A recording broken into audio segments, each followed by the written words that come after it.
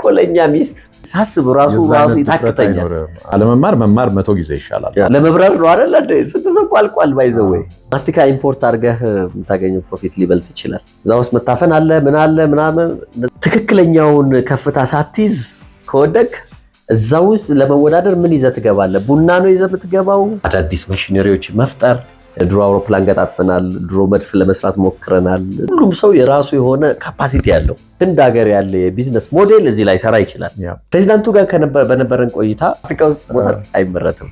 ቻሌንጂንግ ነው ባይዘው ለኔ ዱቡዳ ነው። እዛ ጋር ቡርኪና ፋሶ ኢዝ ዩር ካንትሪ ጎሽ ጋሪ ነው ይዘው ሄደው ሌላ አፍሪካ ሀገር የሚሰራው ባይዘው የውጭ ዜጋ ነው። ዝም ብሎ በባዶ እጅ ስራ መፍጠር አይቻልም። በሶፍትዌር ለእናቶቻቸው ዩኒቨርሲቲም ላይ መስራት ቢችሉ ጥሩ ነው። ባይዘው በትምህርቴ ብቻ አይነት የሚለው ስኪል ያስፈልጋል። ብር ስላለህና ባንክ ስለሚያበድርህ አይደለም ቢዝነስ ውስጥ መግባት ያለው። በጣም ሊያስቸግር ይችላል ማለት ነው። ዜሮ ሪስክ ቢዝነስ የለም።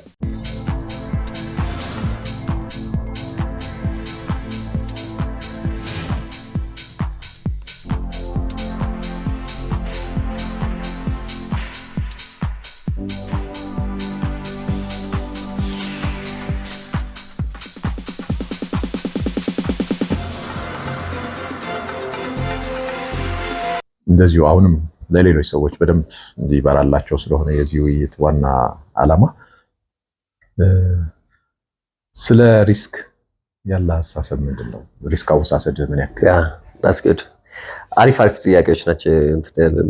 ኦልሞስት በኢንተርፕረነርሺፕ ውስጥ ያሉ እኮ የትምህርቱን ተግባር ዞር እያደረኩ ነው የምጠይቀው ሰው እንዲበራለት። አዎ አሁን እሱ ነው ስብከት እንዳይመስል ብዙ ጊዜ እንደምለው the safest flight from Addis to London is not to fly. ግን ለንደን አደርስም። but I believe in calculative risk.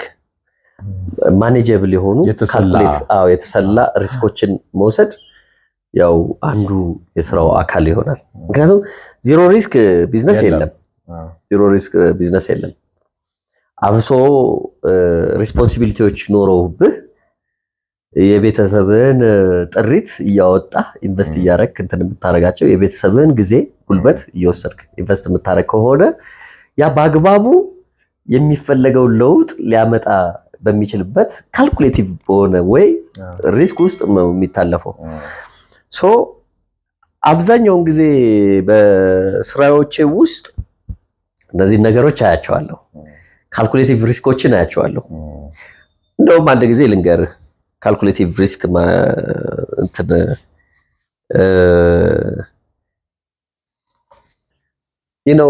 አንድ ማሽን ከተከልክ በኋላ ፔመንት ልትጠይቅ በምትችልበት እና የከስተመርህ ቢሄቪየር በጣም ብዙ ነገር ሊያሳጣህ በሚችልበት ወይ ላይ ስትሆን you play losing some amount. You play losing some amount to get ያኛው የተወሰነ ነገር ከስረ የተሻለ ለማግኘት ብዙ ጊዜ እንደዛ አይነት እንትኖች እንሄዳለን። አንዳንድ ባህሪያቸው አንዳንዱ ምንድነው የመጨረሻ ፐርሰንቱን 20% ምናምን ላለ መክፈል ሲል ያንተ ማሽን እንደዚህ ምናምኖች ሊኖሩ ይችላሉ እና እነዛኛዎቹን የ20% አትሊስት በ10% እንትን ታደርገዋለህ። እንደዚህ አይነት ሪስኮች በጣም ብዙ አሉ። እንትን ላይ ተግባሩ ላይ ስንገባ ማለት ነው። አጀማመር ላይም ስንሄድ እንደዛ ነው። አጀማመር ላይ ለምሳሌ አንድ ነገር ለመጀመሪያ ጊዜ የጀመርከው የምታመርተው ግን እርግጠኛ የሆንክበት ማሽን አለ። so you might invest on that machine ለፕሮዳክሽን 4 ሚሊዮን ምናምን ልታረግበት ትችላለህ። የመጀመሪያዎቹ አካባቢ 4 ሚሊዮኑን ለሌላ ነገር የተቀመጠን ወይም ደግሞ ከሌላ ሰው የመጣን 4 ሚሊዮን ኢንቨስት ታደርገዋለህ። አሁን እዛ ጋር የምትተማመነው ብቸኛ ያንተን ስኪል ነው ማለት ነው። ሶ ያዳት ፋክተር እንደዛ ያደርጋል። ሶ ቢዝነሱ ላይ የኛ ቢዝነስ ላይ በጣም ብዙ ሪስኮች አሉት። የሴፍቲ ሪስኮች ሁሉ አሉት ባይዘው ሰው የሆነ ነገር ሊሆንብህ ይችላል። how do you manage it? የሆነ ታንከር ውስጥ እንግዲህ ፕራክቲሱ ነው። ታንከር ውስጥ ገብተህ መበየድ አለብህ። እዛ ውስጥ መታፈን አለ ምን አለ ምናምን እነዛን ሴፍቲዎች ምናምን አድርገህ እንትን አለ። ያ ሰው አንድ ነገር ቢሆን ለፕሮጀክት ሰው እንትን በጣም ትልቁን እንትን ውስጥ ሊገባ ይችላል። ይሄንን የምታስበው ከሆነ አትሰራውም። ነገር ግን ካልኩሌቲቭ የሆነ ሪስኩ በዚህ ደረጃ ሚኒማይዝድ ሆኖ ከሆነ ግን እንትን ታደርጋለህ። ዲያግኖሲሱን እንሰራለን። ሃይ ሪስክ የነበረውን ስራ በደንብ አድርገህ ካልኩሌት አድርገህ ከመጀመሪያው በፊት ሞዴሬት ታደርገዋለህ። በዛ ላይ ትጀምራለህ። አብዛኛዎቹን ጉዟችን ስፔሻሊ ማሽነሪ ምርት ላይ ሪስክ አለው። ያንን እንትን የምናደርገው ባለን ስኪል እና ባለን የማኔጅመንት የፕሮጀክት ማኔጅመንት እንትን እሱን ተጠቅመን ሚኒማይዝ እናደርገዋለን። ቢዝነሱ እንደዚህ ነው የሚሄደው። አሁን ለተመልካችም ግልጽ እንዲሆን ካልኩሌትድ ሪስክ ሲባል ኢትስ ኖት ማጂክ የሆነ እንትን አስማት ነገር ሳይሆን የቢሆን ስሌት እኮ ነው አይደል? በቃ እንዲህ ቢሆን በዚህ መንገድ አልፈዋለሁ፣ እንደዚህ ቢሆን በዚህ መንገድ አልፈዋለሁ ብለህ ቀድመህ አስልተህ መነሳት ማለት ነው። እና ለዛ የሚኖርህ ምላሽ ነው ስኬታማም እንዳትሆን የሚያደርግ የሚመስለኝ እንትኑን ግልጽ እንዲሆን። ለምሳሌ አሁን ቅድም ያልኩት ከዚህ ለንደን መሄድ ትፈልጋለህ፣ ዜሮ ሪስክ አለመሄድ ነው። ዜሮ ሪስክ። ነገር ግን በጣም ካልኩሌቲቭ የሆነ ሪስክ በጣም ሞር ላንተ የሚጠቅመው የኢትዮጵያ አየር መንገድን እና የሶማሊያ አየር መንገድን መጠቀም ነው ምርጫው። ይሄን አይደለ በእኔ እኮራለሁ። የኢትዮጵያ አየር መንገድ ሴፍቲው ምኑ ስታንዳርዱ ምናምን አለ ብዬ ስለማስብ ነው። ያኛው ደግሞ በሆነ ጊዜ አንድ እንትን አጋጥሞኝ ስለማቅ በጣም ሪስክ ያለው እንትን ነው የሚመስለኝ። ለንደን ለመሄድ የትኛውን ፕሌን ትጠቀማለህ ነው። የኢትዮጵያ አየር መንገድን ስትጠቀም የተወሰነ ኮስት የምታደርገው ነገር ሊኖር ይችላል ከዛኛው። ያችን ቤር ታደርግና ነው ይዘህ የምትሄደው። that is calculative risk ፕላስ አብሮት ኢቭን የኮኔክሽን ፍላይት ማሰብ አለ፣ ቀጥታ መብረር አለ፣ የሆነ ቦታ ትራንዚት አድርገህ መሄድ አለ። እነዚህ የሚወሰኑት ካለ ፍላጎት አንጻር ነው። ምንድነው ፍላጎት? ቶሎ መድረስ ነው? ገንዘብ መቀነስ ነው? እነዚህ ማለት ነው። እነዚህን ወስደህ ምናምን ትታረጋቸዋለህ። የትኛው ነው ሴፍሊ መድረስ ነው የምትፈልገው? ቶሎ መድረስ ነው የምትፈልገው? ገንዘብ ካልኩሌቲቭ ሪስክና መሄድ ነው የምትፈልገው? እነዚህን ሁሉ አኮርዲንግ ቱ ዮር ኢንትረስት የተነሳበት ፍላጎትህ ዲፋይን ያደርጋቸዋል ብዬ አስባለሁ። ጥሩ ነው እያልክ ያለው ካልኩሌቲቭ ሪስክ እና ማኔጀብል ሪስክ ማየት ጥሩ ነው። ያው ካልኩሌቲቭ ሪስክ ማለት it is a way you plan ማለት ነው። ፕላን ነው ፕላን። ማኔጀብል ሪስክ ደግሞ ፕላን ያረካትን ውስጥ ገብተህ ስታረገው እንዴት ነው ማኔጅ የምታረገው የሚለው ነው። አንዳንዱ ከቁጥጥር ሊወጣ ይችላል። ያልጠበቃቸው ነገሮች ሊያጋጥም ስለሚችል ማለት ነው። አንዳንድ ልጆች አጋጥሞ ያውቃሉ። ቤቴን እንደዚህ አስይዤ እንትን እንደዚህ አድርጌ ምናምን ብለው ካልኩሌት አድርገው ይዘው ይመጣሉ። እሱ ግን ገብቷል አይደል? the way you manage ግን is different። ለምሳሌ ማኔጅ እንደዚህ አይነት የቢዝነስ እንትን ላይ ሪስኪየስት የሆነ እና ካልኩሌት ያደረከውን ሪስክ ይዘህ ማኔጅ ለማድረግ ስትሞክር ኤክስተርናል ኢንቫይሮንመንት ሊኖር ይችላል። ኢንተርናል ኢንቫይሮንመንት እሺ ኮንትሮል ልታደርገው አንተ ታደርጋለህ። ኤክስተርናል ኢንቫይሮንመንት ካንተ ውጪ ያሉትን ሴናሪዮዎች እንዴት ታደርጋቸዋለህ ነው። አስ ላይክ ፎርስ ሜጀር ከሆነ ያው ያኛውም የኛውም እንትን ስለሚያደርግ፣ ነገር ግን ኤክስተርናል ኢንቫይሮንመንቶች ማንቆጣጠራቸው አሉ። አንሰርቴኒቲ የምትለው ማለት እኮ ነው። ይሄ ቀድመ ያላሰብከው ነገር። እሱ ምናምን ሲሆን እንትን ያደርጋልና ብዙ ጊዜ አንዳንድ ሰዎች መቀነስ ማለት ነው። ፍራጃይል የሚሆኑት በዛ ነው። ካልኩሌትድ ሪስክ ማለት እኮ አንሰርቴኒቲን መቀነስ። የማይታሰብ ካልኩሌት ታደርጋለህ፣ ታመጣዋለህ፣ ከዛ ማኔጅ ታደርገዋለህ። ማኔጅመንቱ ላይ ነው ትልቁ ነገር። ባይ ዘ ወይ ካልኩሌቲቭ ሪስክ ለመስራት ለውሳኔ ምንም ችግር የለውም። እዛ አንማክረህ ምን ብለህ ምናምን ከተግባሩ በፊት የሚሆን ነገር ነው እንዳለ ያሰላው። ተግባሩ ውስጥ ከገባ በኋላ ግን ኢትስ ማኔጅ ማድረግ መቻል አለበት። ትክክል ነው። እና አንዳንዴ ግን ምንድነው አሁን ቅድም ባነሳው ለምሳሌ ማስያዣህን አምናህ አይደለም ወደ ቢዝነስ የሚገባው። አንዱ ካልኩሌሽን እሱ ነው። ብር ስላለህና ባንክ ስለሚያበድርህ አይደለም ቢዝነስ ውስጥ መግባት ያለብህ። ቢዝነሱ ስለገባህና በትክክል ልታሳካው እንደምትችል ስላወቅክ ነው መጀመሪያ ቢዝነስ መታሰብ ያለበት። እሱ ትልቁን ሚዛን የሚደፋው እሱ ነው እንጂ ቤት ስላለኝ ማስያዣው ስላለ በቃ ሰክሰስፉል ሆናለሁ ብለህ መግባት ራሱ። አንዳንድ ሰዎች እኔ ጋር ይመጣሉ። በጣም ይገርማል ቢጫና አንድ መኪና አለችኝ እሷን ሸጬ ይላል። ሐሳቡ ግን ምንድነው? ክሊርሊ ማያውቅ ከሆነ ትርጉም የለውም። ሸጠህ ወደ ሌላ ነገር የምታመጣው ከሆነ ታትሰት በቃ ትችለዋለህ። ነገር ግን ያለህ ይሄ ነው የምሰራው በዚች ነው በዚህ ገንዘብ ነው ካልክ አይዲያውስ ትልቁ እሱ ነው። የሚቀድመው እሱ ነው። አይዲያው ላይ በደንብ ኮንክሪት የሆነ ነገር ከሌለ በጣም ሊያስቸግር ይችላል ማለት ነው። ይሄ አንዱ ትልቁ እንትን ይሆናል እና ካልኩሌትድ ሪስክ ኤንድ ሪስክ ማኔጅመንት ስቴፕ ዋይዝ እንትን የሚያደርግ ነው። ብዙ ጊዜ አሁንም እንደ አናሎጂ ወስደው እንደ አውሮፕላን መንደርደር ነው። አውሮፕላን ሲንደረደር ወደ ሰማይ ለመውጣት በጣም ብዙ ኢነርጂ እና በጣም ሪስክ አለው ለመነሳት። ከዛ አሴንድ ሲያደርግ ከመንደርደሩ ያነሰ እንትን ይወስዳል። ከዛ ስቴብል ሲያደርግ ብዙ ነገር በቃ ካልኩሌትድ የሆነ ካልኩሌትድ በቃ እዛ ጋ ነው ማኔጅመንት ሪስክ ካልኩሌት መደረግ የሚችለው። አብዛኛውን ጊዜ ትንሽ ጨመር ትንሽ ቀነስ ምናምን እያልክ መነሻው ነው እኮ ዳገት የሚሆነው አይደል? ሳይክሏ እንደዛ ናት።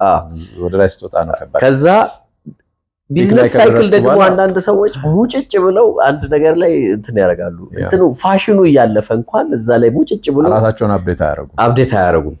ሶ የዚህን ጊዜ ያንን እንትን ከጨረስክ በኋላ ቀስ ብሎ ደግሞ ዲሰንድ ማድረግ አለብህ።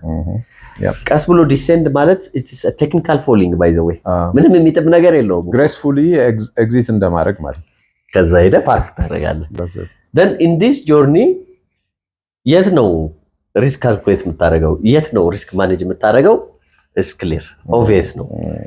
ስለዚህ ቢዝነስ ላይም ልክ እንደዛ ነው። ቢዝነስ ገና ስናንደረድረው ሐሳብ ስታደርገው ብዙ ነገር ይፈልጋል። ያንን ሁሉ ፍራቻህን ምንህን እንትን ታደርጋለህ። ከዛ እንደምንም በሆነች ኢነርጂ ትፈተለካለህ። ትክክለኛውን ከፍታ ሳትይዝ ከወደቅ የብዙ ቢዝነሶች እንትን እሱ ነው ባይዘው። አብዛኛውን ከተፈጠሩት ስሞል ማይክሮ ፋይናንስ ኢንተርፕራይዞች 70% ኢቨን ባንዳ ገና እንትኑ ሳይደርሱ ይከስማሉ። አብዛኞቹ የሄዱም እንትን ያርቃሉ። ብዙዎቹ እየሄዱ እያለ ቀለል ይላቸዋል። ዲሴንድ ሲያደርግም ደግሞ መከስከስ አለ። ብዙ ጊዜ ተከፋፍለ ስትወጣ በኪሳራና በእንትን ምናምን የምትወጣበት እንትን እና ቴክኒካል ፎሊንግ ደግሞ እሱም ነው። ሶ ሪስክ ኢዝ something that we have to consider in entrepreneurship።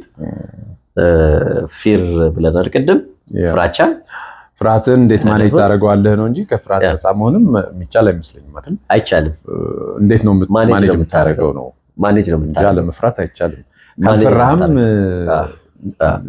የሆነ ኃላፊነት የጎደለው ልትሆን ትችላለህ። ምላሹ ነው።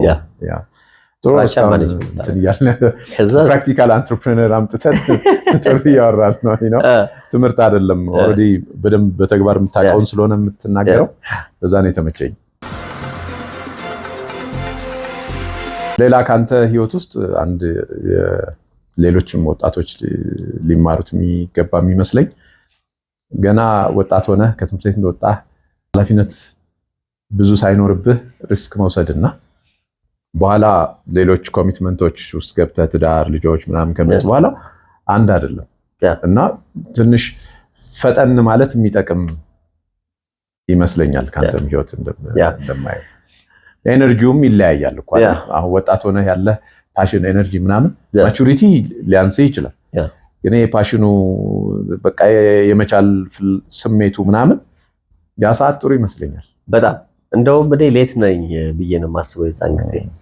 ለምን መሰለህ? የዛን ጊዜ እንደዚህ ሜንቶር የሚሰጥ እንደዚህ አይነት የሚያወራ ምናምን የለም። በእኛ ያን ዘመን ስታየው ስለ ኢንተርፕረነርሺፕ ማን ያወራል?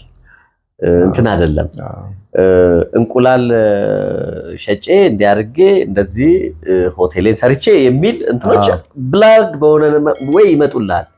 ያ ማለት ክሊርሊ እንደዚህ ተተንትኖ እየቀረበ ባልነበረበት ዘመን ነውና እዛን ጊዜ እንደዚህ ቢኖር በጣም ፈጥኖ እንትን ይደረጋል። ግን አሁን እኔ ከኔ ህይወት ሌሎች ወጣቶች መማር ቢችሉ ብዬ የማስበው ስኪል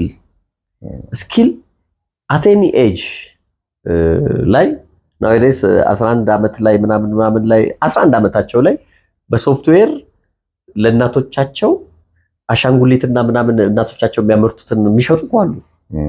it's a skill by the way ይሄ የስኪል ወርልድ ነው አሁን ያለው። ፕሮፌሰር ኢሳ አሊ ፓንታሚ የሚባል ፕሮፌሰር አለ። አንድ መጽሐፍ አሪፍ መጽሐፍ ጽፏል፣ ስኪልስ ራዘር ዛን ጀስት ዲግሪስ የሚል። ይሄ ዳይናሚክ ወርልድ ነው ትምህርት ጋር እንትን ብሎ ግን በጣም ብዙ አይነት ስኪሎች ለዛ እንትን ፊት የሚያደርግ ያስፈልጋል ምናምን እና ብዙ ወጣቶች ከዩኒቨርሲቲም እያሉ ዩኒቨርሲቲም ላይ መስራት ቢችሉ ጥሩ ነው። ባይዘው የሚሰሩም እንዳሉ አውቃለሁ። ባይዘው ዩኒቨርሲቲ ላይ እድሜው እቺ በቃ አለች አይደለ ሆት እቺ 25 to 30 ያ ጥሩ ስኪል ግራብ የማድረጊያ እድሜ ነው ብዬ አስባለሁ። በእኛ በከተማችን እንትን ድሮ ቢሆን 18 ዓመት ላይ ጎጆ ቤት ቀለሰህ ምናምን መሬት ይሰጣል ታገባለህ ምናምን ምን ጣጣ አለብህ? መሬት ነው የግድ በማረስና ባለማረስ እንትን ውስጥ የወደቀ ነው ህይወትህ የሚሆነው። ቤተሰብ መሬት ይሰጣል፣ ቤት ጎጆ እንሰራለህ፣ ሚስት ይድርሃል፣ ታርሳለህ በየእንትኑ እንደዚህ እንትን ታደርጋለህ። እንደውም አንዳንዴ እንደዛ አይነት በልጅነት ስትጋባ እንደው ተንኮለኛ ሚስት በሐምሌ ነው ነገር ልትጀምሩ ይባላል። ሐምሌ በጣም የምትለፉበት ነው አንተና እሷና አርሳችሁ ምን ብላችሁ ተብታረጉ ነው እና ሐምሌ ላይ ግራ መፍተል ትጀምራለች ይላሉ። ቀኝ መፍተል ያው ጋብቻው ነው፣ ግራ መፍተል ሌላው ነውና ጥላ ሄደች ማለት የሚመጣው አምናም በቃ ስለሚከደንብህ አታርስም ምን አትልም። እንደዚህ የሚያሰጋሱ ብቻ ነው ድሮ ገብቷል አለ ሁሉ ነገር እንትናለው። ወደ ከተማው ስናመጣ ግን ቤት የለህም ምን የለህም፣ ያለህ ተምረህ ያለህ ዕውቀትህ ስኪልህ ነው። ያንን ወደ ገንዘብና ወደ እንትን ለውጠህ ነው የምትኖረው። ሶ እቺ ታይም ነች ልጆች ተቀጥሮ ሰርቶ ጥሩ ክህሎት የሚያገኙበት፣ ክህሎት አግኝተው ከዛ በኋላ ኢንተርፕረነር ማይንድሴት ሊኖራቸው የሚችልበት ምናምን እንደዛ ነው። እቺ ጉልበት የትም በቃ ታካሄዳለች እንትን ታደርጋለች። እኔ ኮምቦልቻ ባይዘዌ መውጫው ላይ ያለው ቦሎቄ ፋብሪካ እኔ ነኝ የተከልኩት። ኦኬ መውጫው ላይ ወደ ሀረጎ ወደ ደሴ መንገድ ማለት ነው። በጣም በሚገርም እዚህ ስራ ስለነበረኝ እንዴት አይነት ጉልበት ነበረኝ። ሌሊት 10 ሰዓት ተነስቼ በፒካፕ እየነዳው ነው የምሄደው እኮ 4 ሰዓት ምናምን ጠዋት እደርሳለሁ። ያንን የአጣዬ ከፍቶች ምናምን ሻዋውጄ እደርሳለሁ። ስራዬን ሰርቼ ማታ 11 ሰዓት ተነስቼ ሌሊቱን እየነዳው ደግሞ እመለሳለሁ። የሚገርም ነው። እንደዚህ ያደርግ ነበር ባይዘው 400 ኪሎ ሜትርስ መቼ እንደተማርኩ ታውቃለህ? ህንድ ሀገር ዴይሊ ፕራክቲስ ነው 300 ኪሎ ሜትር መንዳት ዴይሊ ፕራክቲስ። ከዛ ያንን ልምድ አመጣሁትና ምንድነው ዋይ ኖት ዴይሊም ባይሆን በ2 ቀን አንዴ በ3 ቀን አንዴ በሳምንት 2 ምናምን እኮ ሊነዳ ይችላል ወደ ስራ። I did that። አሁን ግን መስራት አልችልም ባይዘው አሁን ደክም ያለው አሁን ተነስቼ ወደ ደሴ ልንዳ ብዬ ሳስብ ራሱ ይታክተኛል። እድሜ 45 ዓመት ከዛ በኋላ በቃ ምን ለበድክ በቃ ከበፊቱ እንትን አሁን ሪስፖንሲቢሊቲዎች ብዙ አሉ፣ ብዙ ሰራተኛ አለህ ምናምን አንተ ምን የሚያደርግ እንደዚህ እንትን አለ። ስለዚህ ልጆች ያ እድሜና የምቾት ጊዜ ወይ በሪስፖንሲቢሊቲ የመታሰሪያ ጊዜ ሳይመጣ ለከተማው የሚመጥነው በወጣትነታቸው ብዙ ነገር መስራት አለባቸው፣ መቀጠር አለባቸው። መቀጠር ካልቻሉ የራሳቸውን ስራ መፍጠር አለባቸው። የራሳቸውን ስራ መፍጠር የሚችሉት ስኪል ሲኖራቸው ነው። ስኪልን ሁልጊዜ ሲክ ማድረግ መቻል አለባቸው የሚል ሐሳብ አለኝ። ልክ ነው እኮ ዝም ብሎ በባዶ እጅ ስራ መፍጠር አይቻልም። አንዱ ብዙ ሰው የሚያግደረድረው የሆነ ትምህርት ይማርና ዲግሪ ይኖረዋል ኦር ማስተርስ ይኖረዋል ኦር ፒኤችዲ በቃ የዛ እስረኛ ሆኖ ይቀጥላል። ወራስ ሌላ ነገር ቢሞክር የተሻለ የሚፈልገውን ነገር ማግኘት እየቻለ ማለት ነውና ይሄ በትምህርቴ ብቻ አይነት የሚለው እየቀረ ይመስለኛል። ትምህርትህ አይጠቅምም ማለት አይደለም። እዛ ጋር ለደረስክበት አስተሳሰብ ትምህርቱ ጠቅመሃል እኮ ያ ኩዊክ ለርነር እንድትሆን ያደርጋል። የግድ ግን በተማርክበት ትምህርት ብቻ አይደለም ሰክሰስፉል የምትሆነው። በሌላ አንግል እንድታስብም እኮ የሚያደርግህ መማርህ ነው። ካለመማር መማር 100 ጊዜ ይሻላል። አሁንም ቢሆን አንድ አስተሳሰቦች ስለማይ ነው ማለት የዛሬ ትምህርት ምናምን በቃ ምን ተምሮ የት ለመድረስ ነው ባልማረስ ምን እንትና ተምረው ነው እንዴ የሚል አስተሳሰብ አለና ተምረህ አንትረፕረነር ኦር ስራ ፈጣሪ መሆን እና ሳትማር አንድ አይደለም። መቀጠር ደግሞ ከዛ ይባሰ ነው። መቀጠር ደግሞ ኳሊፊኬሽን ይፈልጋል። ሶ ኖ ማተር ዋት ትምህርትን መናቅ ሳይሆን በተማርከው ነገር የግድ አይደለም ለማለት ፈልጌ ነው። የሆነ ወጣ ልትልም ትችላለህ። ፎርቹኔትሊ አሁን አንተም ሞሮፍ ኤሌክትሪካሉ ብቻ አይመስለኝም እኮ እየጠቀመ ብዙ ዳይቨርሲፋይድ የሆኑ ኮርሶች እና ትምህርቶች ወደዛ እንትን አምጥተዋል። ድሮ ያው ተጉዘህ ምናምን በየሀገሩ ትማራለህ። አሁን ደግሞ በኪሳችን ላይ ነው ያለው። ኤአይ አለ፣ ምን አለ፣ እንደዚህ አጫጭር ኮርሶች ለምትፈልገው ቴይለርድ የሆኑ። በድሮ ጊዜ መሀይምነት የጨለማ ጉዞ ነው ይላል አይደል? የድንቁርና ዴፊኒሽን መጻፍና መፈረም ማንበብ አለመቻል ነበር። ምክንያቱም ዘመቻው እሱ አልነበረ፣ መጻፍና ማንበብ እንዲችሉ ነበር። ከዛ ውጪ ድንቁርና መሀይም የሚያስብል መጻፍና ማንበብ አለመቻል ነበር።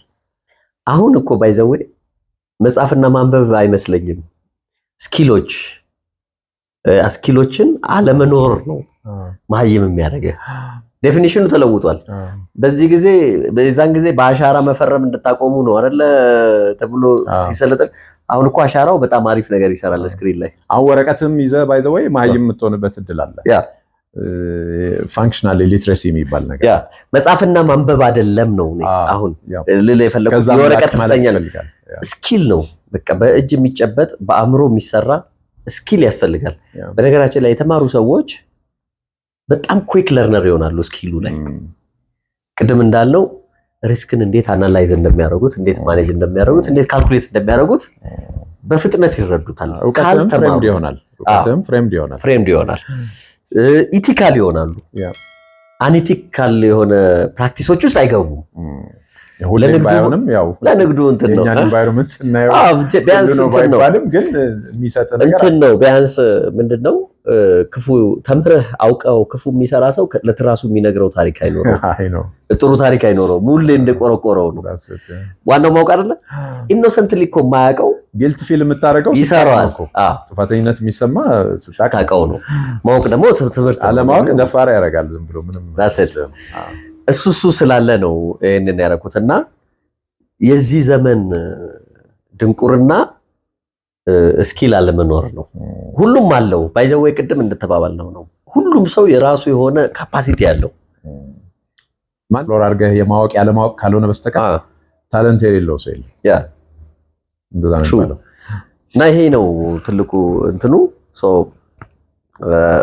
ስኪል is just rather than degree የሚል መጽሐፍ አለና እውነት ነው። ይሄ ማለት አትማሩ ማለት ለዚህ ዳይናሚክ ወርልድ ፊት የምታረጉት ስኪል ሲኖራችሁ ነው።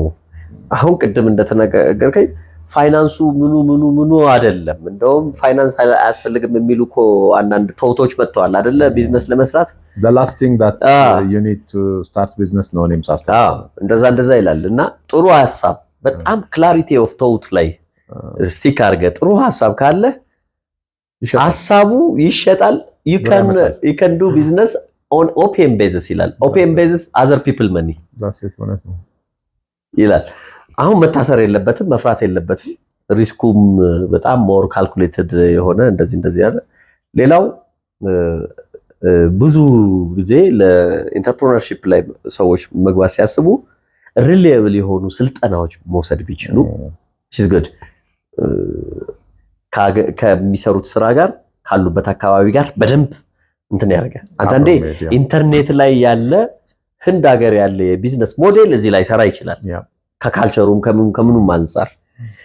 ነገር ግን ወደዚህ አይነት ካልቸር ላይ ለማምጣት ስትፈልግ ነገሩን ከተረዱ ሰዎች ስልጠና መውሰድ ቢቻል አንዱ ሪስክንም ምንም የማያ መስኮት ይሆናል ብዬ አስባለሁ። ስልጠና እውነት ነው። ሌላ እስቲ ከዚህ ወጣ እንበልና ደግሞ ቡርኪና ፋሶ ፕሬዝዳንት ጋር ተገናኝተህ ነበር። ስለሱ ነገረኝ።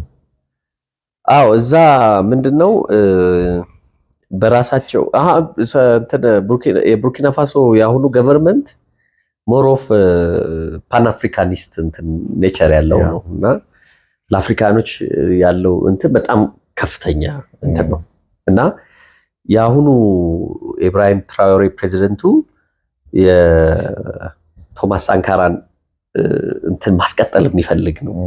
ሲመጣ ቶማስ ሳንካራ ይዞት የመጣው የመጀመሪያው አይዲያዎች ለኛ ሀገር ይሆናሉ፣ ለአፍሪካ ይሆናል ብሎ ያደረገ ነው እና በግብርና በኢንዱስትሪ በተለያዩ በአይቲ ምናምን ላይ በራሳችን ዴቨሎፕ የምናደርጋቸው ነገሮች ምንድናቸው የሚል ለዩና መጨረሻ ላይ ማሽነሪ ማምረት አፍሪካኖች ለምንድን ነው የማያመርቱት የሚል ሲፈልጉ አማካሪዎቹ አፈላልገው እናገኙ ኢትዮጵያ ውስጥ ማሽነሪ የሚያመርት ካምፓኒ አለ። ኢትዮጵያኖች ናቸው። ስፔሻሊ በአግሪካልቸር እና በፉድ ፕሮሰሲንግ ላይ እዛው ነው ብዙ ነገር የሚያደርጉት እና ይሄው ምናምን ብለው አላቸው። ኦኬ ከዛ ከሆነ ሂዱና እዩዋቸው ምናምን ብሎ በጣም ብዙ ካቢኔውን የላከው የስፔሻል አድቫይዘሩ ሚኒስትሮቹን ምኖቹን ላከ። ከዛ የኛን አዩ፣ በጣም ደስ አላቸው። የኛም የመንግስት ባለስልጣናቶች ዌልካም ብለዋቸው ያለውን ነገር አሳዩዋቸው። ሶ ዊ ኒድ ቢጃይቲዮ የኛ ካምፓኒ ልክ እዚህ የተሰራውን ሞዴል እዛ ፋብሪካ ማምረት እንድትችሉ ኤኒቲንግ ፋሲሊቴት እናደርጋለን። ከዚህ ኤክስፖርት የሚደረጉትን ኤክስፖርት ታደርጋቸዋላችሁ፣ እዛ የሚመረቱትን ደግሞ ታመርቷቸውና ልጆቻችንም እየተለመዱ የማሽነሪ እናደርጋለን። የቴክኖሎጂ ፓርክ እናቋቁማለን አለ። ቴክኖሎጂ ፓርኩን ከግማሽ % በላይ እናንተ ያዙት፣ ሌላውን እኛ ኢንቨስት እናደርግላችኋለን ምናምን በሚለው በሱ ኤምኦዩ ተፈራረምን። ይሄኛው ሲሆን የኢትዮጵያ የውጭ ጉዳይ ሚኒስትር መስሪያ ቤትም ጥሩ ድጋፍ ጥሩ ደብዳቤና ጥሩ የሆነ አድርጎልናል። እዛ ላይ ብሎ አሁን እሱም ፕሮሰስ እያደረግን ነው። ፕሬዚዳንቱ ጋር በነበረን ቆይታ በጥሩ ሪሲቭ ያደረገን ስዋርምሊ ነው።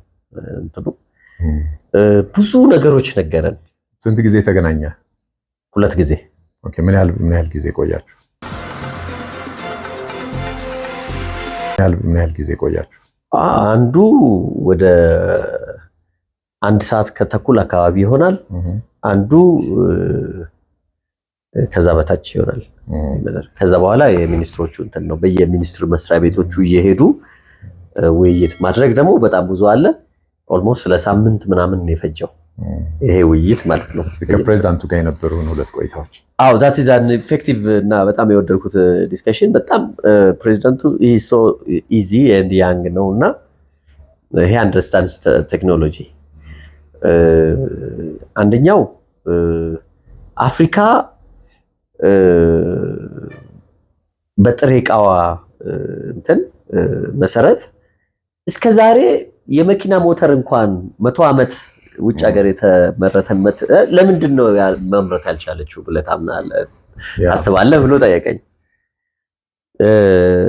እና ትንሽ ቻሌንጂንግ ነው አይደል? ባይ ዘ ወይ እኔ ራሱ ሞተር እያመረትን ነው ወይ ብዬ ልጠይቅህ እያሰብኩ ነበር። ጥሩ ነው አብረህ መልሰው። አዎ እና ማንም አፍሪካ ውስጥ ሞተር አይመረትም። ሞተር በብረት ነው የሚሰራው። ውስጡ ፓርቱ ብታየው አልሙኒየም አለ፣ ብረት አለ፣ ስፔሻል አሉ ምናምን አሉ። እነዚህን የሚያቀልጡ ፋርነሶች ሁሉ አሉ አለ። እዚህ አሉ ብረትም ኮፐርም ምንም ደግሞ እዚህ አለ። ሁሉም አለ። እና ምንድነው አትሊስት አለ እንደውም አትሊስት የዛሬ 100 ዓመት ኤፊሺየንት ያልሆነው ሞተርን እንኳን ለምን ያላመረት ነው? ኪያስክ ላይ በጣም ወሳኝ ጥያቄ ነው። ባይዘው ቻሌንጂንግ ነው። ባይዘው ለኔ ዱቡዳ ነው እዛ ጋር እንትን ያደረገው። ግን ጭንቅላቴ ውስጥ የመጀመሪያው የመጣው ፖሊሲ ነው።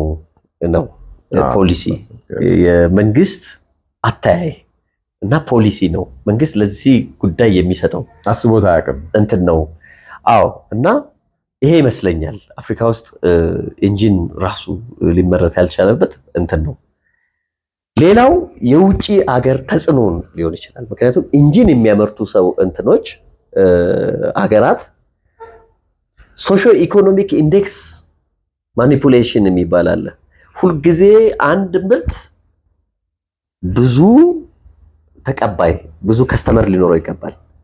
አሁን ለምሳሌ እኔ ዳቦ ቤት ተክዬ ማለት ነው ዳቦ እያመረትኩ እያለ ገበያው በጠቅላላ ዳቦ በየቤቱ ቢያመርት ኢንሲግኒፊካንት ይሆናል አይደለ? እንትኑ ይሄ የዳቦ ፋብሪካው ኢንጂን የሚያመርቱ አገራት ስፔሻሊ ጀርመን፣ አሜሪካ ምናምን እንደዚህ የምታያቸው አገራት የኢኮኖሚ መሰረታቸው አንዱ እሱ ስለሆነ አንተ የራስን ኢንጂን የምታመርት ከሆነ የነሱ ኢንጂን ሊሸጥ አይችልም። ምክንያቱም ኢትዮጵያ ውስጥ ምን ውስጥ የሚገባው የመኪና ማት ብዛት አስበው እንደዛ ይሆናል። ስለዚህ የመጀመሪያው ኢንተርናል ፖሊሲ ነው። መንግስት ይህንን እሰራለሁ ብሎ ያንን ነገር ሊመጣ የሚችል ሮድማፕ ማዘጋጀት አለበት። ኢኖቬሽን ማበረታታት አለበት። ኢኖቬሽንን ለማበረታታት አሁን ቅድም ያልኩ ህዝባዊ መሆን አለበት። ኢኖቬሽን የሚበለጽገው በእያንዳንዱ ቤት ጓሮ ውስጥ ነው እና አንዱ ይሄ ነው። ብዙ ስኪልድ የሆኑ ሰዎች ያስፈልጋሉ። ወጣቶች ብዙ ይህንን ነገር ሊመራመሩ በህግ ማዕቀፍ ውስጥ ሆኖ ሊያደርጉት ይገባል የሚል መልስ ሰጠው። ሁለተኛው ደግሞ የዌስተርኖች ወይም ደግሞ የእንትኖች ናቸው። ሁለተኛውን ሀሳብ ስነግረው በደንብ ነው ፈገግ ያለው። አይ ቲንክ እሱ እዛ ውስጥ ነው ያለ፣ እዛ ጦርነት ውስጥ ነው ያለው። ምክንያቱም ከፈረንሳዮች ጋር ያለው ምናምን አንዳንድ ምስቅልቅል ነገሮች አሁን እንትናቸው ውስጥም ያለ ነው። ሌላው ሪሶርስ ጉዳያቸው ላይ አንዳንድ ነገሮች ነገረኝና ብዙ ጊዜ በፊት የነበረው የሪሶርስ አጠቃቀማችን እና አሁን እያገኘ ነው ያለ ነው የሪሶርስ አጠቃቀማችን በጣም የተለያየ ስለሆነ አፍሪካውያን ወንድሞቻችንና ልጆቻችን አለ ሁሉንም ነገር እንትን እንዲያደርጉበት እንፈልጋለን። ስለዚህ ፕሊስ ካም ቡርኪና ፋሶ ኢዝ ዩር ካንትሪ። ኢትዮጵያ ውስጥ የምታመርቱት ማሽነሪዎችን ምናምን እንወስዳለን፣ እንጠቀምባቸዋለን። እኛም ጋር ደግሞ የሚመረቱ ነገሮችን ምሳሌ የሚያወሩ ነገር አርከን ወጣቶቻችን እዛ ውስጥ እንትን ገብተው አፍሪካ የራሷን ታደርጋለች። ከዛ በኋላ ደግሞ የኔ የሮኬት እንትን ፍላጎቴን እንትኖቻቸው ያውቁ ነበር ወንድሙ ሚኒስትሮቻቸው ምናምንና በሱም ዙሪያ እንትን አለና we can work together on space ፕሮግራሞች እና እንትኖች ላይ ይሄንንም ወደፊት የምናስበው አሁን ባናረገው ወደፊት ስለምናስበው ቡርኪና ፋሶ ለዚህ ደግሞ የተመቸች ስለሆነች ምናምን የሚል እንትን ውስጥ አረገ። በጣም በጥሩ እንትን ነው ጋበዘን ምናምን ጥሩ ነው። መግለጫ የጋራ ሰጠን የጋራ ሰጠን። በጣም እንደዚህ ያለና አፕሪሺየት ይዘንትን የኢትዮጵያን ተሞክሮ በብዛት መውሰድ ይፈልጋሉ። ምክንያቱም የኢንዱስትሪ ፓርኮች ልማቶቹን ምናምን እኛ ራሱ ምልህ ኢትዮጵያ ውስጥ ፋብሪካ ማምረት መቻላችን ራሱ አንዱ የሀገሪቱ ውጤት ነው እዚህ ጋር ያለውና ያንን አፕሪሺየት አደረጉ። ምክንያቱም እነሱ ጋር የለም ምንም አስቻይ ሁኔታ ይፈልጋል ምንም ስራ የመንግስት እንዳልከው ፖሊሲም ማተር ያደርጋል። የውጭዎቹ በነገራችን ላይ ትምህርት ውስጥ ሁሉ አለ ኮምፒቲቲቭ አድቫንቴጅ የሚባል ነገር አለ ኢኮኖሚክስ ላይ ማለት ለምሳሌ አሁን ባነሳው ሞተር ኢትዮጵያ ውስጥ ከሚመረት ይልቅ አሜሪካ ነገር ቢመረት ኮስቱ ይቀንሳል ምናምን ይያሉ ደልለውናል። ያው ግን ኢንተርናል ይሄ ከጀርባ ያለው ሞቲቭ አሁን ያራይት እሱም ያነሳው ቅድም ላይ ስለ ባንኮች ስናወራ ትዝ አለ። ባንኮች ኢኖቬቲቭ የሆነ ብራንች እንትን ሊኖራቸው ይገባል። ከኮስት አንፃር ሳይሆን ማህበረሰቡ ወይ ሀገሪቱ በቴክኖሎጂ ራሷን የምትችልበትን ነገር የመፍጠር እንትን ሊኖራቸው ይችላል። ሊከስር ይችላል። ባይዘው ማሽን ሰርተህ ሊፈነዳ ይችላል ምናምን በቃ ብዙ ሰዎች እንትን part of process እና ይሄ እሱም እቺን ነገር አንስቶልናል። ካሪኩለማችን አሁን ወደ እንግሊዘኛ ሙሉ ተናረግ ነው አለን እንትን አለን ኢቭን በቋንቋ ታስረን ነበር አለ። አሁን እንግሊዘኛም እንትን ክላሶች እንዲሰጡ ያደረግን ነው። ይሄ ነገር ዓለም በሚሰራበት ቋንቋ ሳትቀላቀል ከዓለም እኩል ልትሆን አትችልም። እና he told us not only for Burkina Faso, Mali, Niger ምናምንም ይሄ ነገር ስለምናሰፋው be strong ኢንትረስት ስላደረገኝ እኮ ነው። ለምሳሌ የሁል ጊዜ የኔ ክርክር ነው። እኛ ትምህርታችን የሊትሬቸር ሪቪው እና ይሄ የሞዴል እስረኛ ሞዴሎቹ እኛ አይደለንም ዲዛይን ያደረግናቸው። ሊትሬቸር ሪቪው ደግሞ ኦልሞስት ቀኝ ግዛት በለው የእውቀት ቀኝ ግዛት ምንድነው? አዲስ አበባ ዩኒቨርሲቲ ሰዎች ሲመረቁ ፎርቹኔትሊ እኔ አመፀኛ ስለነበር ሁለቱም ፈርስት ዲግሪ ማስተርስም ላይ እኔ በምፈልገው ነው የሰራሁት። ቻሌንጅ ያደረኩ ማለት ነው። ጥሩ ሰዎችም ስለገጠሙኝ ሊሆን ይችላል። ግን ብዙ ጊዜ ልክ ርዕስ ስትሰጥ ሰውም ተማሪውም የሚሰጠው ምን ሰርቶ ቀለል አድርጎ እንደሚያልፍ ነው እንጂ ምን የኢትዮጵያ ችግር እንደሚፈታ አስቦ አይደለም። ማይንድሴቱ ልክ አይደለም። መምህራኑም ሲቀበሉ በዚህ ነገር ላይ ሊትሬቸር ይገኛል አይገኝም ነው የመጀመሪያ መስፈርታቸው። እና በቃ የሊትሬቸር ሪቪው እስረኛ ነህ። ፕሮብለም ኦብዘርቭ አድርገህ ችግሩን አይተህ የሀገርህን ችግር አይተህ እሱን መነሻ አድርገህ ጥናት እንድትሰራ አያበረታታም ትምህርት ስርዓቱ። ለምን? ከነሱ የኮሬጅ ነው ስለሆነ ሲያስኮርጁን እኛን የአካዳሚክ ስሌቨሪ ውስጥ የሚከታ አድርገው ነው ያስኮረጁን። የስኳር ፋብሪካ ላይ ያለን አንድ ነጭ ነው። አንድ እንትን ወደ ስንት ሜትር ላይ በክሬን እንተክላለን እና በቃ ነገሩን እንትን አደረግና come on BJ this is not rocket science put it and finish it ምናምን አለ። በዛን ጊዜ በነበረው ኮንዲሽን ላይ ትንሽ ኦፌንሲቭ ነው እንደዚህ አይነት ነገር። ሮኬት ሳይንስ ኮምፕሌክስ አይደለም። ዶንት ቴል አስ ዳት ማች ኮምፕሌክስ። ህንዶች የመጀመሪያውን ሮኬት በጎሽ ጋሪ ነው ይዘው ሄደው እንትን ያደረጉት። ኢንትረስቲንግ። በጎሽ ጋሪ ነው የሄደው። ናውዴስ ክሬኑ ምኑም አለና ይሄ እንትን አይደለም። ኤቭሪቲንግ ስታስበው የራሱን ስኪል እና እንትን ይፈልጋልና ዶንት ቴል ሚ ላይክ rocket is a complex and sophisticated things people can do it ብለን ትንሽ አርጊው አድርገን እናውቃለን። you are right። በካሪኩለም ላይም በተለያዩ ነገሮች ላይም ስታየው ሶሾ ኢኮኖሚክ ኢንዴክስ ማኒፑሌሽን ነው። ለምሳሌ አንተ ያመረትከውን ምርት ስታንዳርዱን ካልጠበቀ እዚህ አይገባም ብላ ብሎ እኔ ነኝ ያለ በቃ እንትን ከፕሮጀክቱ በላይ የሆነ ስታንዳርድ አምጥቶ ይዘፈዘፈባል። አንዳንዴ እኮ የእንስሳት መኖ ለማምረት ብትፈልግ ስታንዳርዱ ባይዘው እንዳታመርት እንትን ሊያደርግ ይችላል። ጀስቲፋይ ያደርጉታል። በቃ የሆነ ፍራቻ ውስጥ ይከቷል እንዳትሰራው ነው። ሎቢም ያደርጉናል ምሁራኖቹንም ባለስልጣኖቹንም በወርክሾፕ በኮንፈረንስ በምናምን ስም ያው አበል የተወሰነች ያው በዶላር ሲሰጥ ነገር አድርጋ ስለምታስብ እየወሰዱ ኢንዳይሬክትሊ እኮ ብራይበሪ ማለት ነው ሎቢ ትደረጋለና መተን እንዳለ እዚህ ተዘረግፈዋል ሶሳይቲው ላይ እና እንደዛ ነው። እና አሁን አንዳንዴ አንድ የዛሬ ምናምን አመት ነይና መንገድ ስራችን ላይ ያለውን መሻሻል ያው ዝም ብለው መንገድ ስራ ላይ ያሉ መሻሻሎችን ስታያቸው ናውዴስ የኛ ልጆች የሚሰሯቸው መንገድ ንጽህና ሌላ አፍሪካ ሀገር ሄደ ስታየው ይገባል። ሌላ አፍሪካ ሀገር የሚሰራው ባይዘው የውጭ ዜጋ ነው፣ ቻይና እና የውጭ ዜጋ ነው።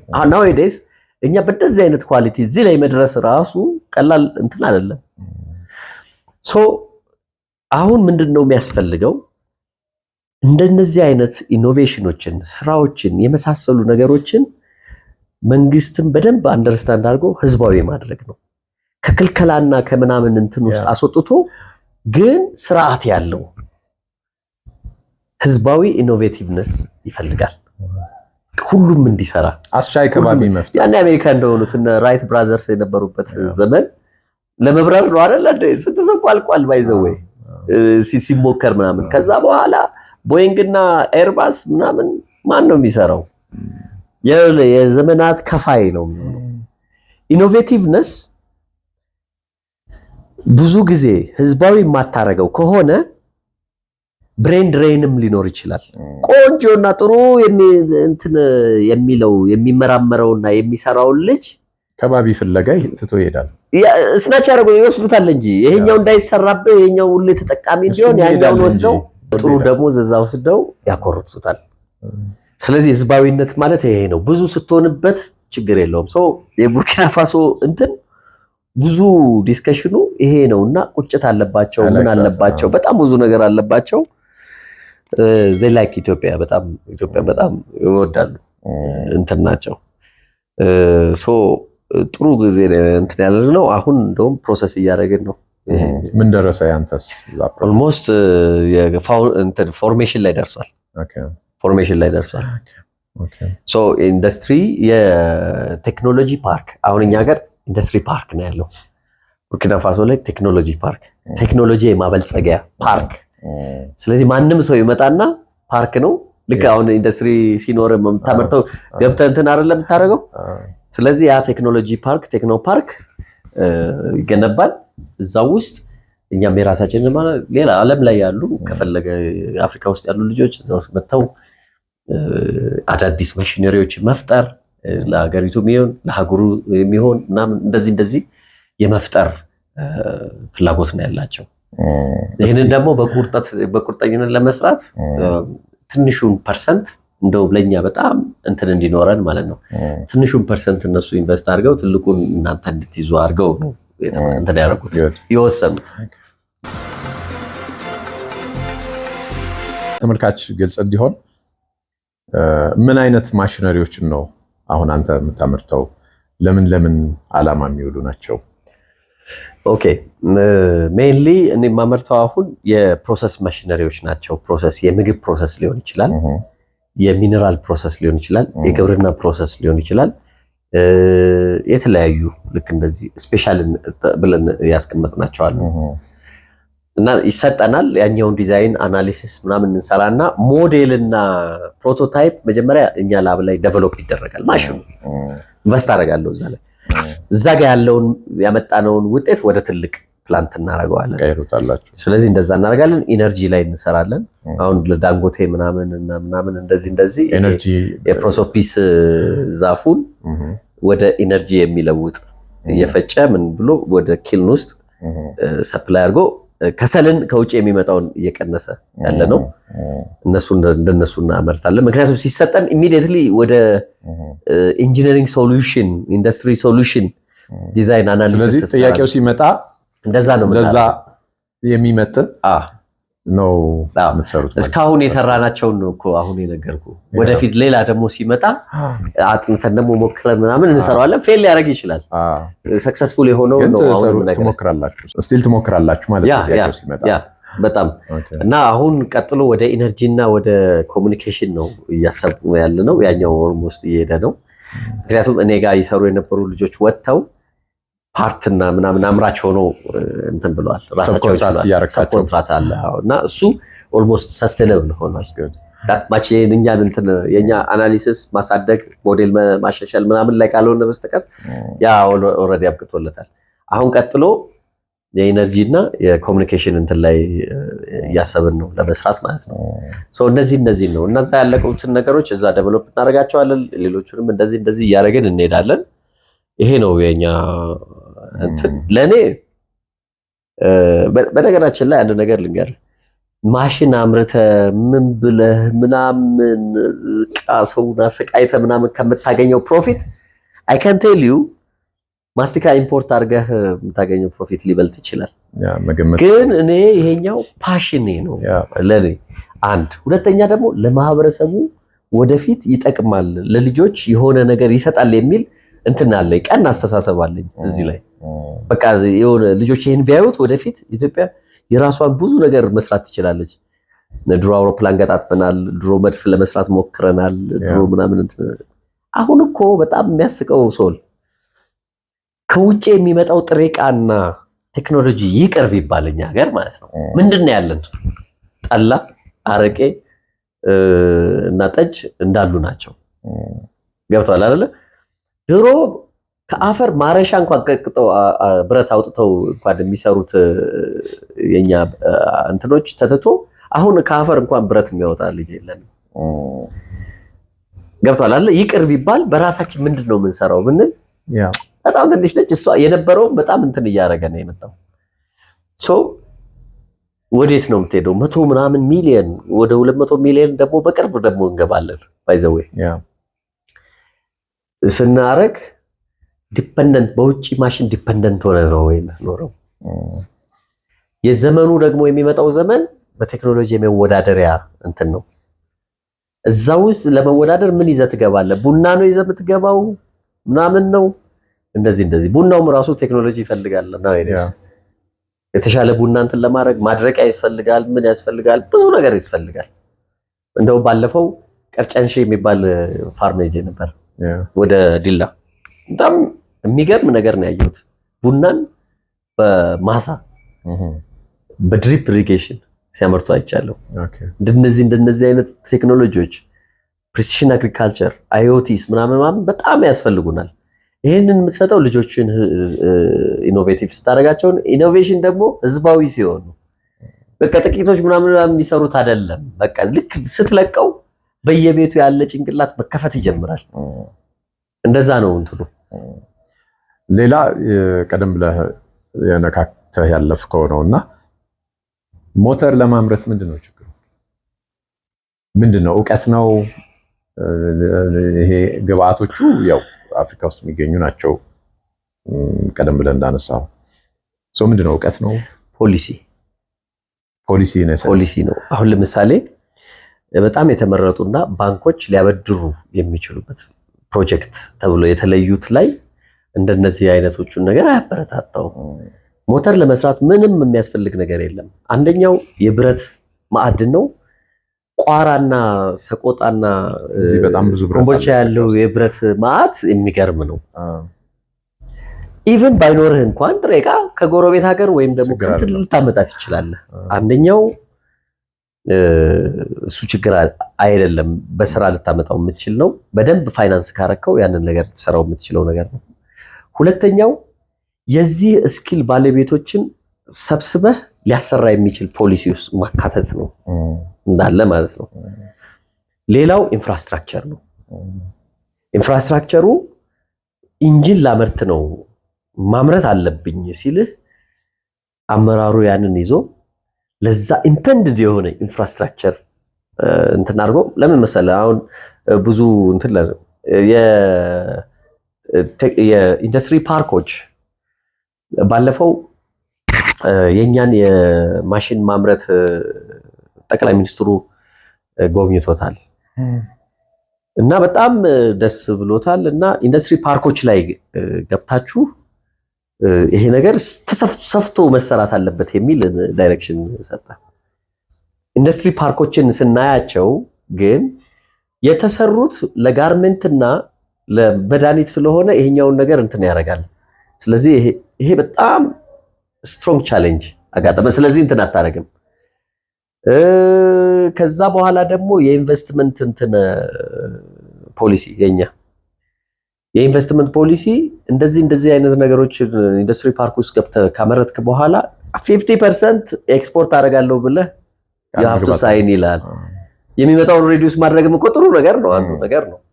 እንደዚህ ስታይ ፖሊሲዎች የሚያሰሩ መሆን አለባቸው። እንደዚህ አዳዲስ ከውጪ እንትን ሊተኩ የሚችሉ ምርቶችን ለማድረግ ኢንዱስትሪ ሚኒስቴር አንድ ቆንጆ ነገር ጀምሯል። ባይዘው ተኪ ምርቶች የሚል ኢትዮጵያ ታምርት የሚል አሪፍ እንትን አለ። በዛን ማዕቀፍ ውስጥ ስታይ ሁሉንም እንድታመርት ያበረታተዋል። ግን ከፋይናንሱም ከንትኑም ጋር በደንብ ሊንክ ያደረገ አይመስለኝም። ውዶች ከቢጃይ ጋር እያደረግን ያለነው ውይይት የሚያልቅ አይደለም። በጣም ስለተመቸኝ ረጅም ሰዓት ነው የወሰድነው። በሌላ ጊዜ እንደገና እንደምንቀጥል ተስፋ አደርጋለሁ። እሱም ቃል ገብቶልኛል። ስለዚህ በሌላ ፕሮግራም የቀሩንን ሀሳቦች እንቀጥላለን ማለት ነው። ተመችቷችሁ ከሆነ በኮመንት አሳውቁን። በነገራችን ላይ ይህን ቻነል ሰብስክራይብ ማድረግ ብቻ ሳይሆን ላይክ እና ሼር ብታደርጉ ሌሎችም እዚህ ከምናስተላልፋቸው ሐሳቦች ተጠቃሚ ይሆናሉ ብዬ አምናለሁኝ። ቀለል ያለ ጨዋታ ነው ያደረግነው። ይሄ ቆይ እስቲ ልንገርህማ ምናምን እያልን ኦር ላስተምርህማ ምናምን እያልን ባንናገርም ብዙ ቁም ነገሮች፣ ትምህርታዊ የሆኑ ነገሮች ታገኙበታላችሁ ብለን እናምናለን። በቀጣይ ሳምንት በሌላ ዝግጅት እስክንገናኝ ሰላም እመኝላችኋለሁ። መልካም ሁሉ የእናንተ ይሁን በማለት እሰናበታለሁ ማለት ነው። ቻው።